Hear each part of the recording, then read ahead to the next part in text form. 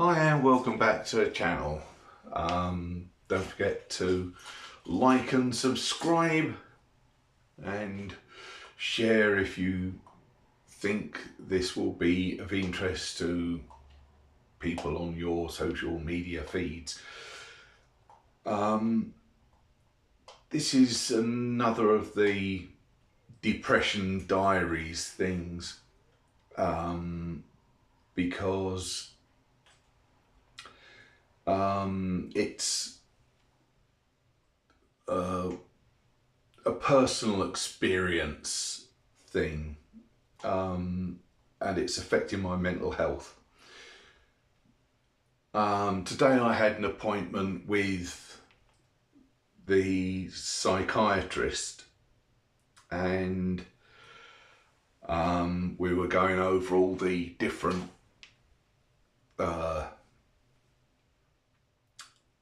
things that are going on in my life, the physical health problems, the mental health problems, went through the medication and all that, and it ended off with the doctor I was seeing saying that they're going to they've optimized my care as much as they can, which is basically they've given me the tablets, and if I can get some therapy, that's all they can do. And he is absolutely right. Some of the things, my memory problems, my cognitive problems, may all be part of the physical health stuff. The long COVID, the fact that I had sepsis when I was on the ventilator in 2020. All this could be, or a lot of it could be, related to my physical health. And he said, what you got to do is go back to your GP to try and get your physical health optimized. And as you'll know, if you've seen other videos of mine, I have been having problems getting my physical health. Don't think about optimization, even getting anyone to talk to me, to let me go in and discuss all the symptoms that I suffer with, to get a diagnosis so I can then be treated. And then once I'm being treated, they can optimize my treatment, and then I can go back to the psychiatrist and get signed back on there. I've not been kicked out of the mental health service entirely, but they're saying they're not going to do any more for me, and I will not be getting any more outpatient appointments with the community team until my physical health has been sorted. And part of the problem is not just I'm having difficulty getting anyone to bleed and listen to me anyway about my COVID, long COVID related symptoms. I have trouble getting hold of a GP, because my GP surgery was bought up by a private healthcare company. And unfortunately, they've bought up a number of GP surgeries. In fact, all that I'm in the catchment area for are now owned by one company. And to do cost cutting, they've got one nurse who then spends 1 week at one GP surgery, the next week at another. So it takes a long time to get to see even a nurse. But worse still, you don't even necessarily get to see a GP. You get to see a physician associate, who is someone who isn't fully qualified. And they, PAs, are only there to monitor the chronic long-term health conditions that are basically controlled by pills. High blood pressure, they'll give you the pills. Diabetes, pills. Chronic pain, pills. They are not diagnosticians. So not only is it difficult to try and get an appointment with just a nurse, it's almost impossible to get one with a GP, a proper diagnostician, who basically would probably hedge their bets and say, I'll have to send you to the hospital on a referral, and you have to wait months for a referral. But you don't even get that anymore. You get pill pushers, the PAs. So it's worrying me that I am basically cut off from the appointments that are not regular. I'm supposed to be seen once every 3 months, and I am not. I get seen maybe twice a year, if that sometimes. I'm cut off from being regularly checked on my mental health until the GP sorts out the bleeding problem with all my physical health problems. And last night I had a shower, and it was just luck. I became,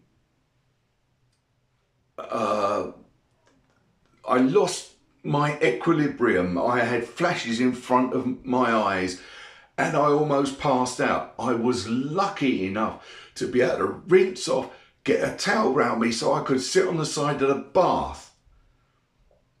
My psychiatrist, or at least the doctor I saw, who was a member of the psychiatrist's team,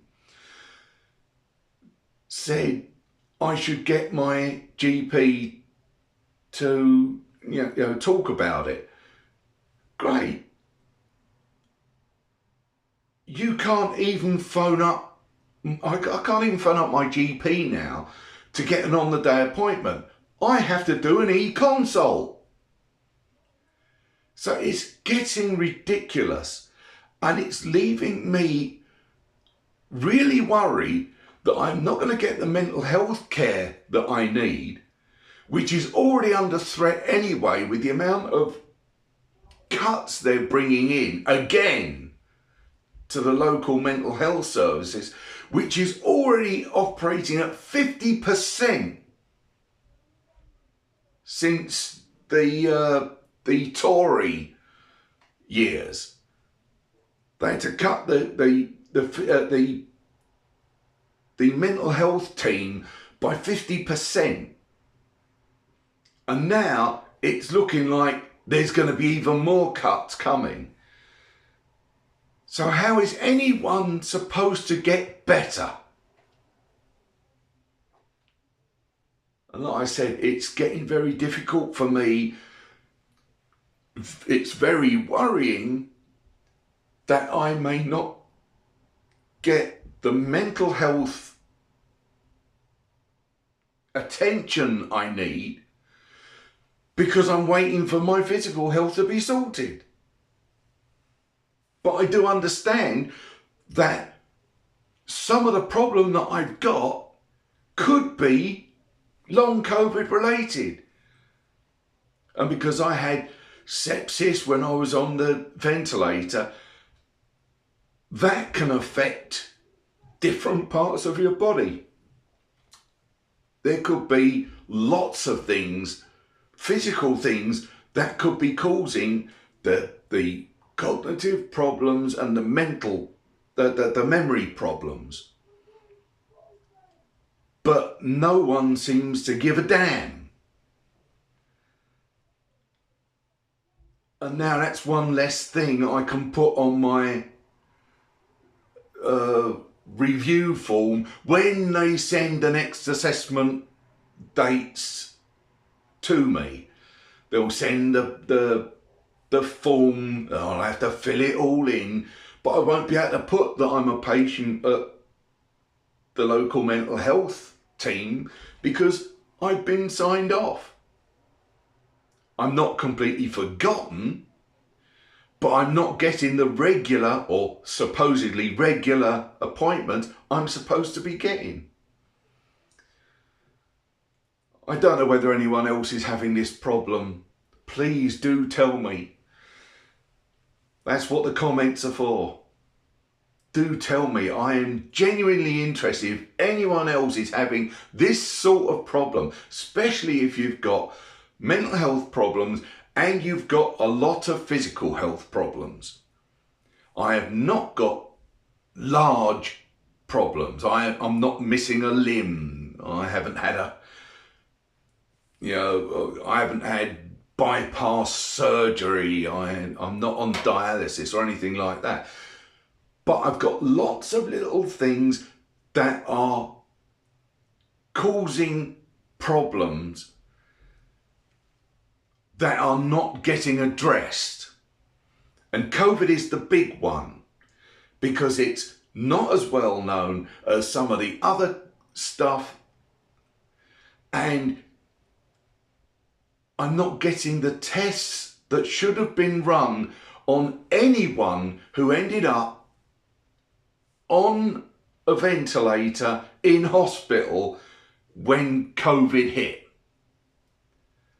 We should have had the type of scan to check for damage to the lungs. We should have had brain scans to make sure that the damage that COVID can cause to the various bits of the brain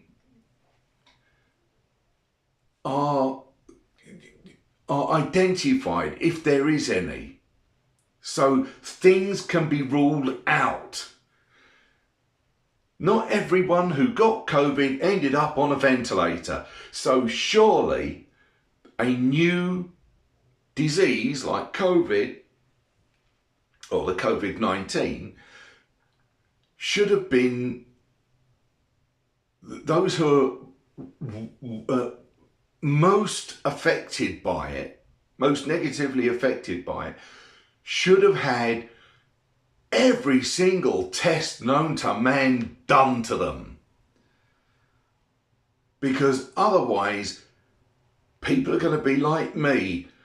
Over 5 years on now, I am still getting fatigue. I am still getting memory problems. I'm still getting cognitive problems, and they are getting worse. It's not just my age, I'm still relatively young. 54. That's my age. And I shouldn't be struggling for words the way I do. I have to get really angry to be able to function at even 80% of what I used to be. And that's not healthy either. So anyway, thanks for listening. If you liked the video or found it interesting, do click the like button. It does help. And as I have said on many occasions, I don't do this for the money. I don't make any money out of this. but I would like to reach more people. So please think about liking, sharing, and if you want more content from me on lots of various subjects, because I will be expanding into other things, then click the subscribe button and the notification bell so you know when another video has been dropped. And I hope I'll see you soon.